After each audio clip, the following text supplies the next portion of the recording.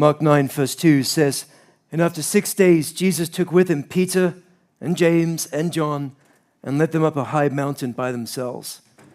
And he was transfigured before them. His clothes became radiant, intensely white, as no one on earth could bleach them. And there appeared to them Elijah and Moses, and they were talking with Jesus. And Peter said to Jesus, 'Rabbi, it is good that we are here. Let us make 3 tents, one for you and one for Moses and one for Elijah.' For he did not know what to say, for they were terrified. And a cloud overshadowed them, and a voice came out of the cloud, 'This is my beloved Son. Listen to him.' And suddenly, looking around, they no longer saw anyone with them, but Jesus only.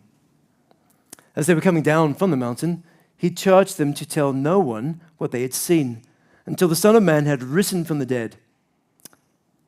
So they kept the matter to themselves, questioning what this rising from the dead might mean. And they asked him, 'Why do the scribes say that Elijah must come?' And he said to them, 'Elijah does come first to restore all things.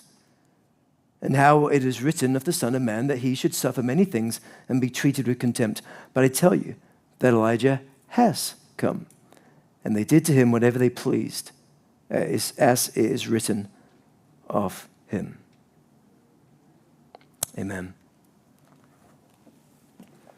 What a powerful reminder of the hope of the resurrection in this text this morning. I want us to really unpack it again, see what is going on here. And this story, Jesus on top of a mountain appearing in dazzling white before these disciples. It's a picture of glory. Some refer to this mountaintop moment. I wonder if you think about your own life, what has been the most amazing thing you've ever seen? The most amazing sight that you've ever witnessed? Maybe it was the birth of your first child. See a little baby here today that's just a week old. What an amazing sight that is, the birth of a child. And maybe you yourself have climbed up to a great mountain peak and got to look out and see the incredible scene in front of you. Maybe the most amazing sight for you is the first time you set your eyes on the ocean, amazed by the vastness of it. Or maybe you're looking at the incredible photos being sent back from the space rocket Artemis that is circumnavigating the globe on its way to the moon, and just the shots of the earth. Astonishing. Or maybe something simply and yet strangely satisfying is something as amazing as watching your kids finally unload the dishwasher, or folding the laundry, picking up the clothes. I can keep going, but I won't. For me, one of the most amazing moments that kind of takes your breath away is when I go back to my hometown, Stonehaven, and I see Donata Castle. Some of you have been there. This majestic castle sitting on a cliffside with the cliffs falling, the ocean crashing up against it. Every time I see it, I'm kind of got to catch my breath. So I'm stunned by the beauty of that sight. Well, none of that is amazing as what these men witnessed in Mark chapter 9. See, this passage gives us a vision of something truly glorious. And on this day of all days, the day we celebrate the resurrection, it's an image, a foretaste of resurrection, of the glory that is to be displayed. See, this passage in Mark's Gospel is not just a mountaintop experience.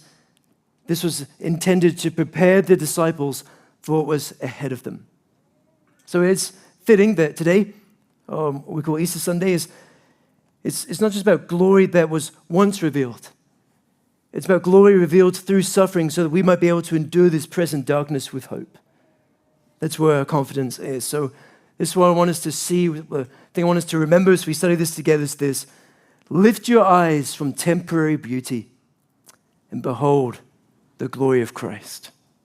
Lift your eyes from the temporary beauty around us and behold the glory of Christ, which is revealed to us through the cross, secured in the resurrection, and offered as an unshakable hope the glory of Christ, revealed through the cross, secured in the resurrection, and offered in this unshakable hope.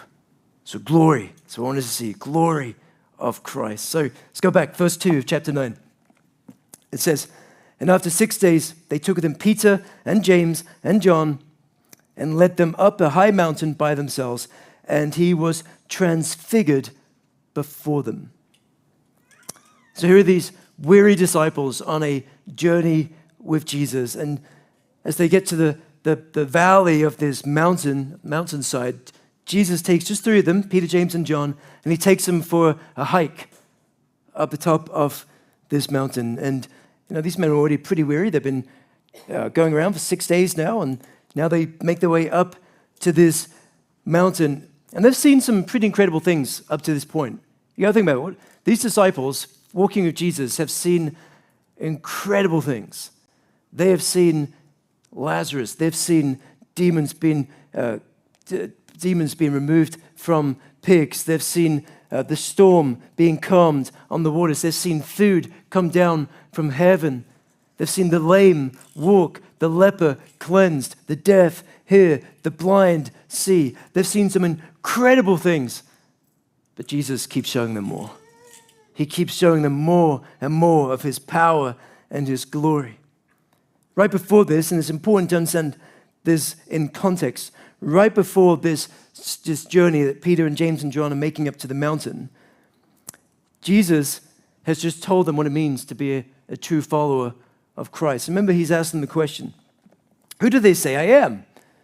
And so the disciples answer, well, some say that you're Elijah, and some say that you're a prophet, some say that you're a great king. And then he asks them, but who do you say I am? Remember what Peter confesses? Peter says, well, you are the Christ. Bingo, he got it right. Yes, you are the Christ. But then last week we saw that then Jesus has to explain to Peter what that means. Well, do you know what it means that I am the Christ? The Son of Man must be handed over to the authorities, rejected, condemned, die, buried, and rise again. So Jesus just sets out for him what it means that for Jesus to be the Messiah, the Son of God. Remember what Peter says? There's no way. I won't let that happen to you. There's no way they can kill you. There's no way that they'll make you die. There's no way they'll arrest you. And from that, Jesus then unpacks to them what it means. That you're confused, Peter. You don't get it. You don't get it. The Son of Man must die. And in fact, for you to be my follower, you need to deny yourself, pick up your cross, and follow me. This isn't easy. And so now they've been walking for 6 days together and trying to unpack what this means. And this is hard. Right? So Jesus led the disciples in on the fact that this journey they're on with Jesus, if you want to follow Jesus, this is going to be a hard journey. It's a journey of suffering. It's a journey of opposition. It's a journey when the whole world is against us. It's a journey when we're fighting against temptation and sin and the devil and the flesh and the principalities of darkness.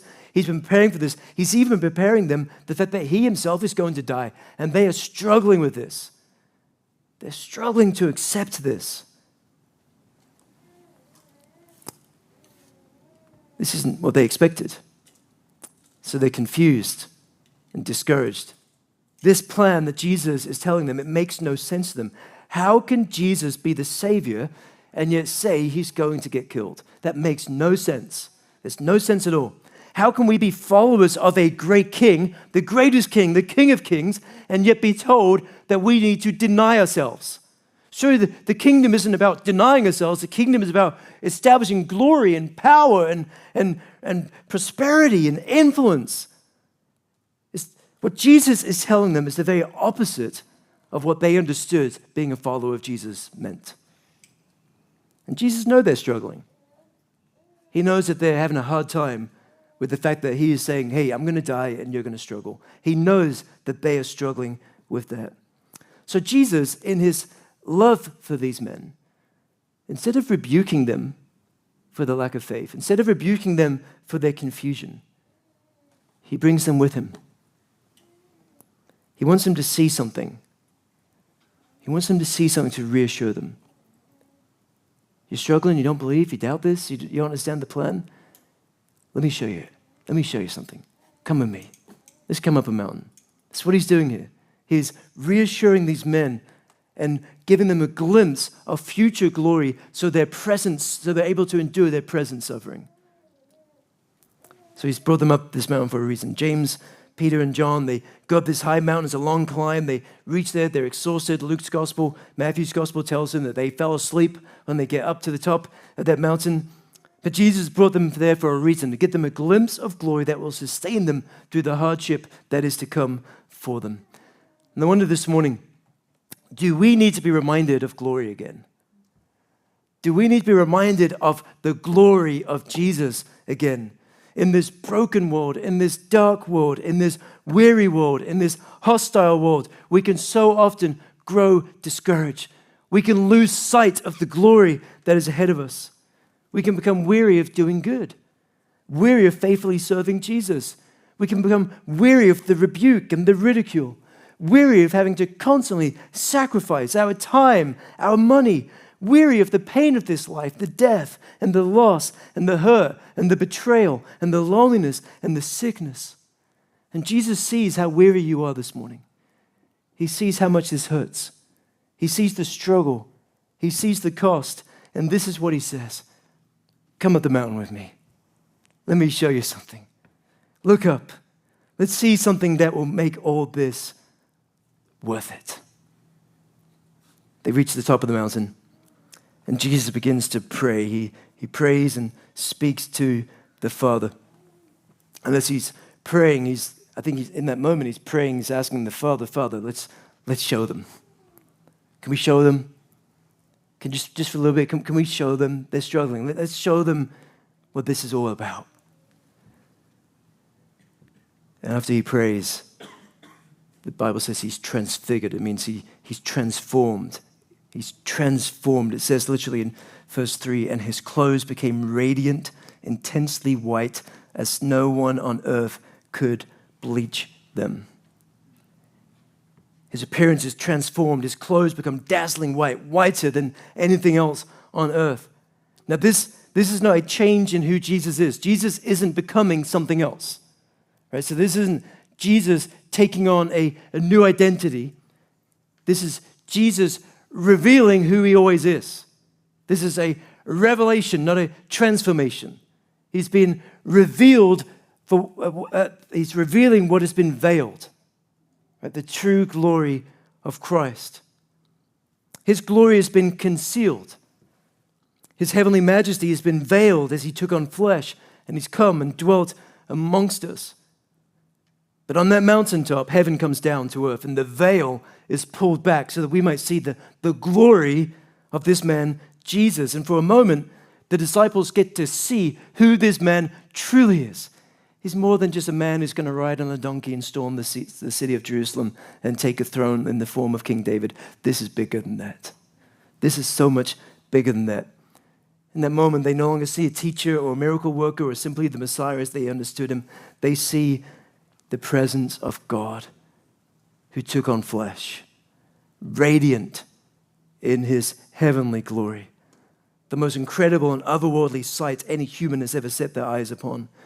It's interesting when it says the glory radiated from him. So this isn't a reflected glory, it's a radiated glory. It's important. So glory that is reflected is kind of what the angels do, right? They reflect, they are a display of glory. It's like a mirror reflecting a light to us.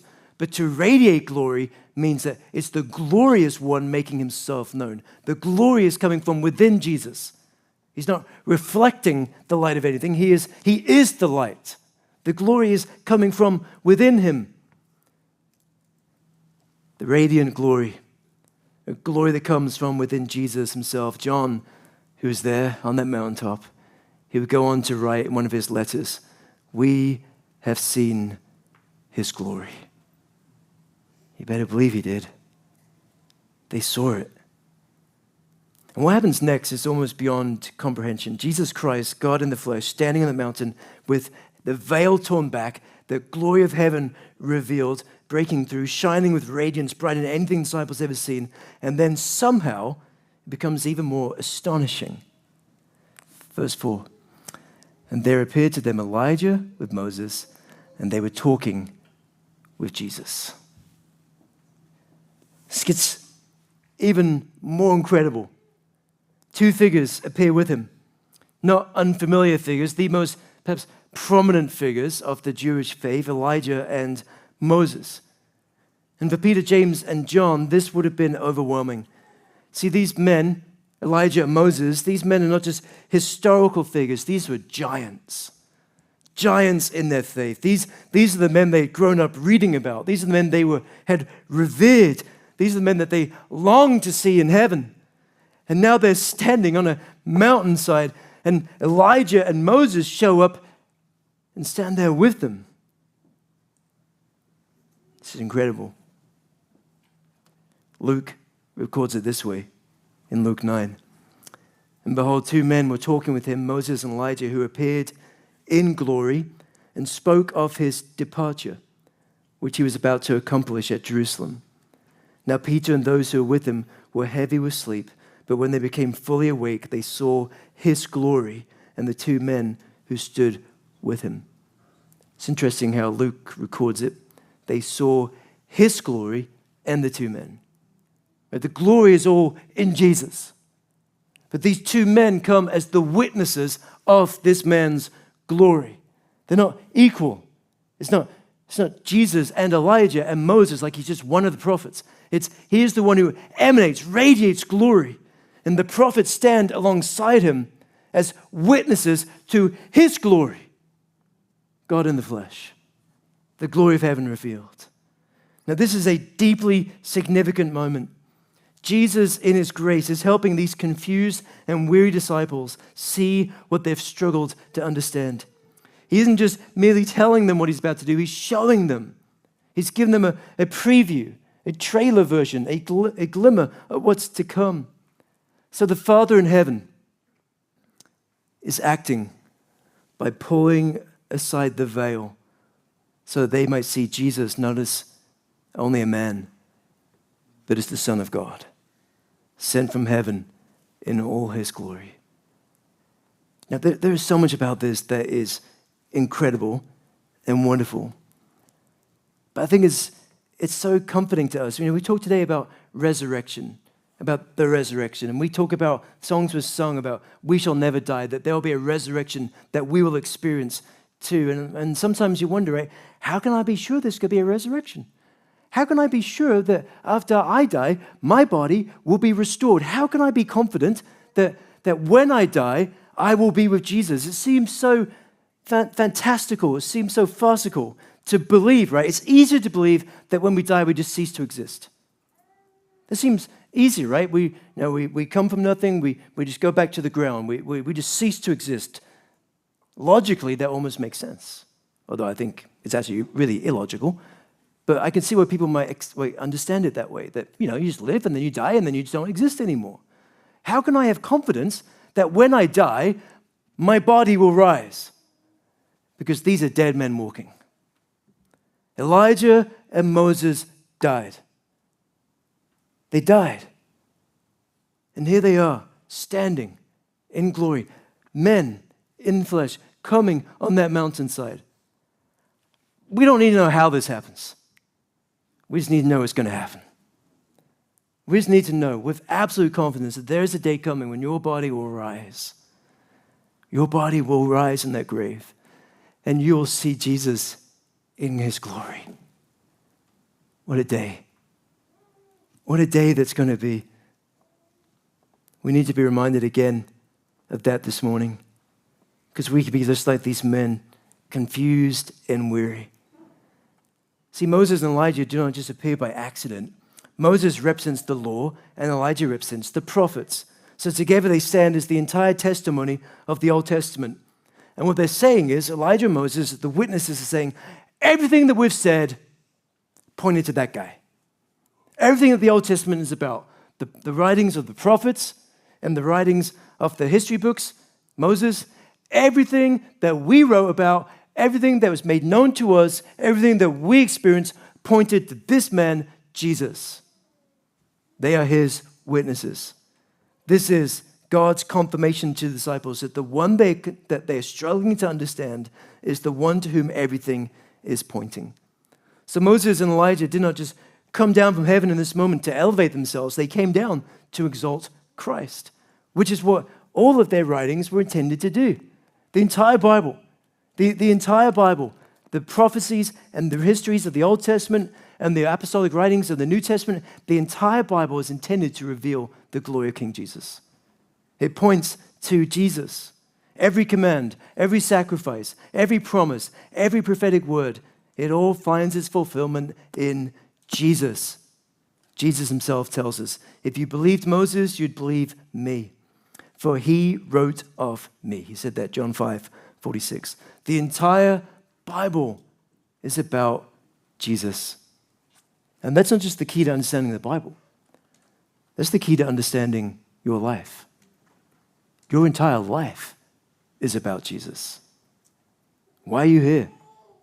What's the purpose behind the struggle, the pain, the loss, the trials? Why keep going when obedience feels costly? Why fight against sin and temptation when it seems so much easier just to give in? Why endure when everything in you wants to quit? Because of Jesus.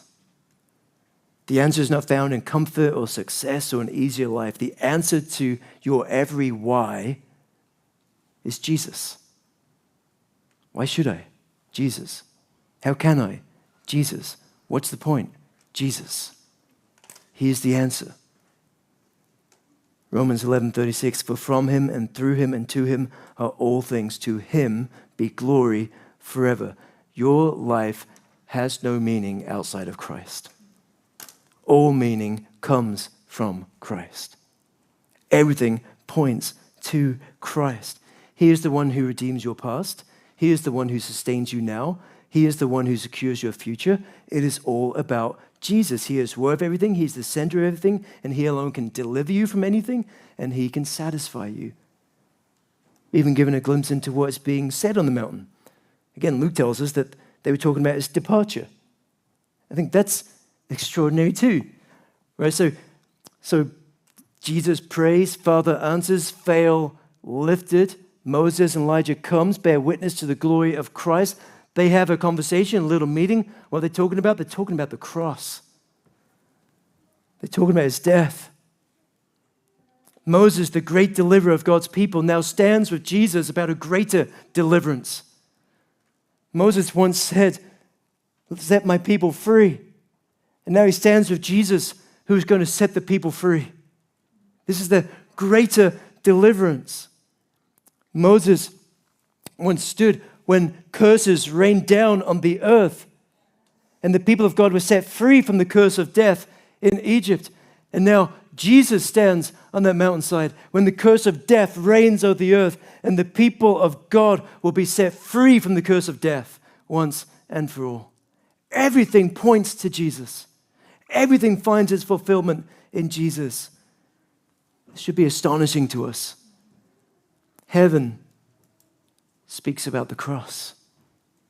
The suffering of Jesus isn't a tragic interruption. It is the fulfillment of God's plan. It always has been. Now there's a problem. At least for one of the accounts, in Luke at least, it says the disciples were asleep. If that's not the most fitting picture of the problem with us, then I don't know what is. There's glory all around us and we just sleep. We sleep. We're so weary. We just sleep. We don't see it. We're missing it. We're drifting through life as if it's not even happening, but God doesn't allow them to miss it. How often do we miss what God is doing because we're so distracted or so weary or we're unwilling to get up and see it? How often do we stand near the truth and yet fail to grasp it? But they were awoken. And what they saw when they woke up after that journey up that mountain was incredible. They saw Jesus radiating glory, and they saw Moses, and they saw Elijah, and they saw them having a conversation about a cross that is coming before them. And they were awakened. This is not the greatest picture of a great awakening. I don't know what is. I can't imagine. I've got to think that in that moment when they woke up, they thought they were dead. They've just got to think that. They think, well, I guess we're dead. I guess we're in heaven now. No, that's Moses, right? He's dead, so I guess we're dead. Jesus is doing this shiny light thing. I guess this is what he was talking about. So they think this is the end. They think that this is it. And so they desire to stay put. So you see, God reveals glory, but then you see their desire to stay in glory. Look at verse 5. And Peter said to Jesus, Rabbi, it is good that we are here. Let us make 3 tents, one for you, one for Moses, one for Elijah. For he did not know what to say, for they were terrified. So in the midst of this overwhelming moment, Peter responds in the most human way he could respond. He begins to speak. Even though he didn't know what to speak, he still speaks. He begins to speak, and true to form, he completely misses the point of what's happening. Mark says, he did not know what to say, for they were terrified. Well, I wouldn't know what to say either. So he suggests, hey, this looks great. This is amazing. Let's just hang out here. Hey, we'll help you. We'll build some we'll build some structures, some shelters, one for Jesus, one for Moses, one for Elijah. And we can just have a camp party here and just hang out with each other, have some good conversations. As if they can contain the moment or preserve the moment. So Peter is saying, this is incredible. Can we just stay here? What Peter is really expressing is a desire to hold on to the glory, to remain on the mountain, to stay in the place where everything feels clear, where the presence of God feels near, where there is no confusion, no suffering, no cost. And that instinct isn't just true for Peter. That instinct is true for us too. We want the Christian life to feel like the mountaintop. We want clarity without the confusion, without the uncertainty. We want the nearness of God without the struggle that comes from following God. We want the experience of glory, but not the pain of discipleship or the path that leads to glory. We want the victory without the sacrifice, the resurrection without the cross. We want to stay where God feels close, and we want to resist the walk back down into the valley, back down into the broken, ordinary, often painful world where suffering, opposition, and weakness are part of the experience. But that's exactly what Peter is doing here, and that's why he's so wrong. Because the mountain was not intended to be the destination. It was intended to be the revelation to help them on the journey. They needed to see glory so they can continue in the path that he has for them. And that's the tension at the heart of the Christian life. It's a tension I feel, it's a tension I know that most of you feel. We want to remain in moments like these. Just us and Jesus. Oh, wouldn't it be great? Wouldn't it be great if it's just me and Jesus? Just get rid of all these annoying people, right? Just get rid of all these annoying, irritating, frustrating people that create all this drama, all this mess, all this confusion, all this hurt, all this pain. I think we just get rid of all that and just have me and Jesus, and we'll be just fine. Don't we want that? And there are moments you wake up and that's what you want, or you have those moments with Jesus. You're in the Word and it's sweet and it's beautiful and you're praising God in worship and it feels so good. You're like, can we just contain this moment? Can we live life like this all day long, every day? That's the tension in the Christian heart. We want to remain in these moments, just us and Jesus. But Jesus calls us to follow him into obedience, and that leads us to suffering. So Peter got it wrong, just like we do. But he gets the most epic correction. Verse 7. And the cloud overshadowed them, and a voice came out of the cloud. This is my beloved Son. Listen to him. That's God the Father saying to Peter, stop talking. Just stop it. Just listen. He's got something for you. If you just stop talking and just listen. Before Peter can finish speaking, a cloud overshadows them. And this is a visible manifestation of God's presence. We saw the cloud in the Old Testament. We saw the cloud of God's glory leading the people of God out of slavery into freedom. The cloud is what fills the temple. The cloud is the glory presence of God himself. And from this cloud, the voice of God the Father speaks and says, "This is my Son. Listen to him." So now you have the Father affirming the identity of his Son. Moses points to Jesus as the fulfillment of the law. Elijah points to Jesus as the fulfillment of the prophecies. God the Father himself points to Jesus as being God himself, the very nature of God in flesh, walking amongst men. He says, listen. Jesus told them plainly what the plan was, that he must die. He must suffer. He would be rejected. He would be killed. And Peter, every ounce of his being resisted that. No, they cannot be suffering. There is only glory for Jesus, glory for Peter. That's all he could see. He couldn't get past the suffering bit. And God the Father says, suffering's always the plan. He must die. Just listen. Just listen to him. The command to listen to him is not general, it's specific. It's as if God the Father is saying don't redefine my Son.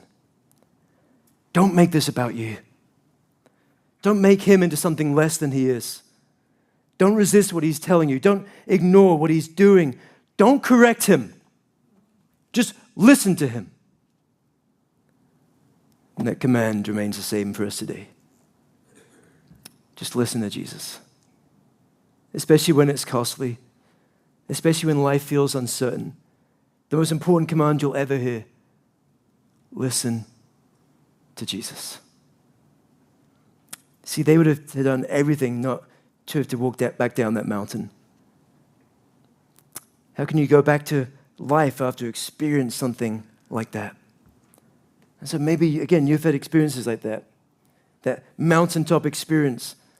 That spiritual awakening.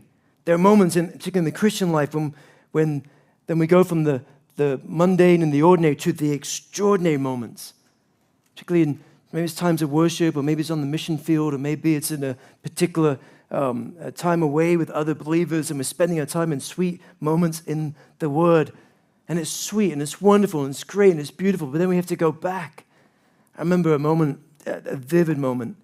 A friend of mine, Stephen Crenshaw, who I work with at Twin Schemes, he and I were in Kenya back in 2022. And it was in the thick of the COVID outbreak, and I remember he and I were doing this passage training in Kenya, and one night we were both just overcome with anxiety and fear, and it was debilitating fear and anxiety, and we just wanted to get out of there, and we just wanted to get home. And I remember we couldn't sleep, I couldn't sleep, and about 3 a.m, we just opened the Bible, and we started reading aloud, and we started singing, and we started praying, and it went on for hours, and as if God met us. But God didn't meet us there to keep us there. He met us there for us to overcome our fear, so we can be faithful and get out and do what he's called us to do. When the Lord shows up, it's not intended to stop us.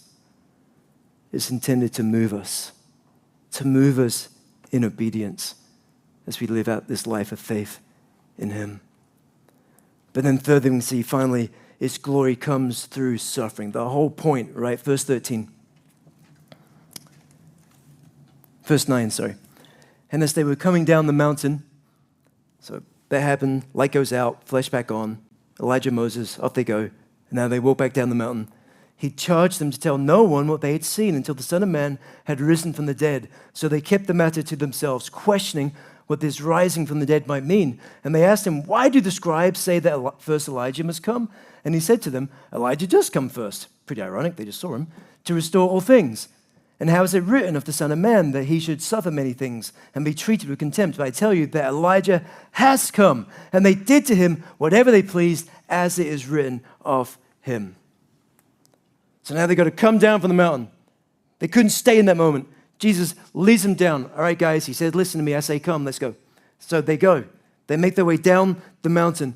And as they come down the mountain, the tone shifts. The glory fades from view, and Jesus gives them a command. Tell no one what you have seen until the Son of Man has risen from the dead. In other words, saying, you're going to see this again. It's a preview. You're going to see this again. You'll see me in my glory again. The second time is when you tell people. This is just for us, right? This is just to get you to that moment. So don't tell anybody. Why? How could they possibly keep this quiet? They're going down that mountain, and they're going back to the other disciples, and they have just seen Elijah and Moses. And they can't tell the other disciples? They can't. They're so desperate to tell people. They've watched Moses and Elijah, and they've appeared and spoken to him. They've heard the voice of God, the Father, speak from the cloud. Every instinct in them is saying, we have to tell everyone. But the Father says, listen to him, and Christ says, don't say it. Don't tell them.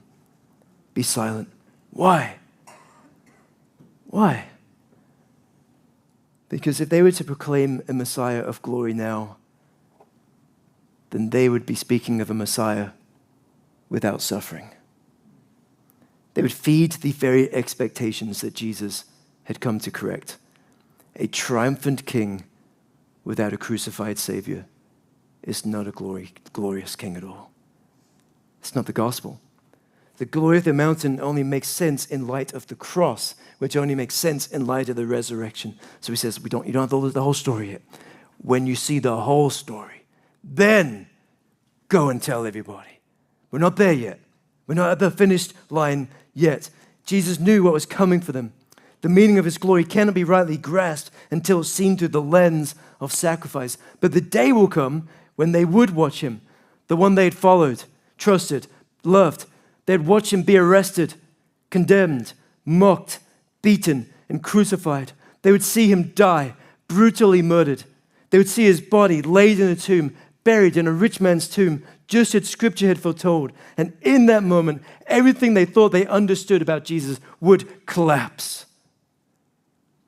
And they wouldn't understand it. Even Peter, in that moment, having seen the glory in the mountain, in that moment, he still wouldn't get it. The most confident one would falter. He would run. He would deny. The weight of the suffering of Christ would crush him. But wait. Glory's coming. Hold on. After the resurrection, everything changed. Jesus Christ, revealed from heaven, comes forth from the grave. The glory they had glimpsed on that mountain no longer hides. It's broken forth in fullness when Jesus stepped out of that grave, alive and victorious and radiant with all his resurrection power.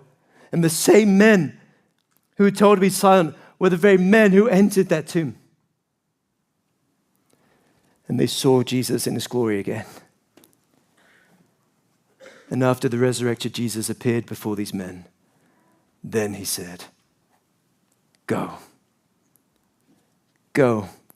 and make disciples. Now's the time. Go and tell everyone of this glory. See, much of what we see in this life doesn't make sense in the moment. The suffering, the confusion, the waiting, it can feel overwhelming, even disorientating, but the meaning isn't found in the moment. The meaning is always found in the end of the story. Because there is a resurrection coming. And one day, even your suffering will make sense in the light of the glory that awaits. The disciples, still having to process everything they've seen and heard, then ask about Elijah. The scribes that had taught that Elijah must come first, and Jesus says, yes, Elijah did come. And he's referring there to John the Baptist, who comes as the forerunner. John came in the spirit and power of Elijah, preparing the way of the Lord. And what happened to him? He suffered, he was rejected, he was ultimately killed. Jesus again is saying, look, this is the plan. We've revealed the plan, and the plan is going according to plan. And then Jesus joins all the dots. So also the Son of Man will certainly suffer and be treated with contempt. In other words, suffering isn't a diversion. It is the plan. But suffering isn't the end. It's not the point. The point is glory. The forerunner suffered, the Messiah was suffered. Suffering is the pathway to glory. Jesus laid down his life for you. And he rose from the grave. And now he lives. And he calls us to lay down our lives for him. To do the hard things, to go to the hard places, to say the hard truths. And as we do, we will see his glory and will be for, and it will be for his glory. I don't know, maybe there's been seasons of suffering in your life and you're wondering, what is the point of this? This is hard, God. This is so hard. God sees it. This week I was teaching again at the prison in Houston, Texas. So I go twice a year at this Bible college where I teach these inmates. And each time I'm teaching a theology degree program for about 100 students who are from all over the Texas prison system. And they're doing this 4-year degree program to become what we call field ministers, essentially chaplains in the prison system. So as inmates, everybody in my class has got at least a 40-year prison sentence. They've committed some of the most horrific crimes. Every time I'm there, I always meet somebody who impacts me. This week, I met a young guy called Femi. He was my teaching assistant. He's a graduate of the school, and now his job in the prison system is to assist the professors. So he meets me at one of the gates as I come through, and he walks me into the class, and he brings me my coffee, and he marks my papers, and he's my TA, Femi. And he shared his story with me this week. When he was 18, in just a fit of rage, he took a gun and shot a friend. For that, he was given a 45-year prison sentence. He walked into that prison, destroyed, the end of himself. He spent the first few weeks, 6 weeks, in solitary confinement. I asked him, I said, before you went into prison, did you ever go to church? Were you a believer? Did you know Jesus? I've never been to church, never read a Bible, never knew anything about this man, Jesus. So I said, well, how did you get saved? How are you at this point? He said, when I was in solitary confinement, there was a guy, a gang leader in the cell next to me, and he just shouted to me through the bar, said, hey, do you have any books? I said, nope. And so he threw out 2 books, and he was able to get them. One was a history of Lewis and Clark, and one was the Bible. And Femi said, I knew I didn't want to read the Bible. So I read the history of Lewis and Clark from cover to cover. And it was the most boring book I've ever read in my life. And so at the end of it, I had 4 more weeks to go. I thought, well, I guess I'll read the Bible. And he said, in reading the Bible, is if Jesus came into that cell and met him and changed his life. He came out of that prison converted, believing that Jesus Christ is the Son of God. And he said, I always thought that freedom was found out there. I found freedom in a solitary confinement in a prison cell in Houston, Texas. Jesus is alive. If you don't believe that, I don't know what you do with stories like that. He is alive. The cross is not a tragedy, it's a triumph. What looked like defeat is the means to victory. As the scripture says, it was the will of the Lord to crush him. When his soul makes an offering for guilt, he shall see his offspring. He shall prolong his days. Easter changes everything. The Transfiguration shows us something extraordinary, but Easter shows us something even greater. What was revealed on the mountain was confirmed by an empty tomb. The mountain declares he is glory, and the cross declares he has suffered in our place, and the tomb declares he lives victoriously. The disciples didn't understand it at first, and sometimes we don't too, but lift your eyes on the temporary beauty of this world and behold the glory of Christ, revealed through the cross, secured by the resurrection, offering us an unshakable hope. Listen to him. Trust him. Fix your eyes on him because he lives. So walk on down into that valley. Walk, you who are weary. Fight on, you who are discouraged. Keep running, you who are afflicted. Do not lose heart, because there is a prize set before us. Lift your eyes to the King of glory, who has walked the road before you, endured the cross for you, conquered the grave because of you. He secured the victory. And one day you will see his glory. You will see his glory and will never have to walk away. Amen.